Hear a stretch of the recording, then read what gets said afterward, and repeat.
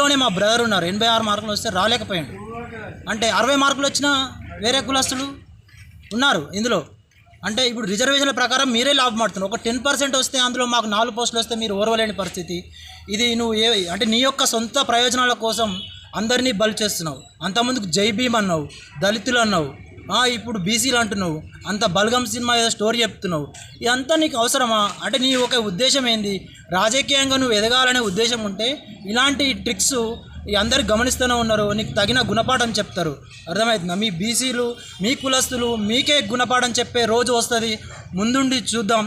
రోజులు లెక్క పెట్టుకో. నీకు త్వరలో నేను 2008లో లాస్ట్ సీఎం రేవంత్ రెడ్డి అని రెడ్డి ఒక పోరు నువ్వు ముందుకు తీసుకొస్తున్నావు. రెడ్డితోని పెట్టుకొని నువ్వు ఏం సాధించలేవు.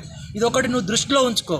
ఇది నీకు తగిన గుణపాఠం చెప్పకుంటే తెలంగాణ ప్రజలు నీ వెంటపడి తరిమి కొట్టకుంటే నువ్వు గుర్తుపెట్టుకో. ఖబర్దార్ బిడ్డ, నువ్వు ఇక్కడ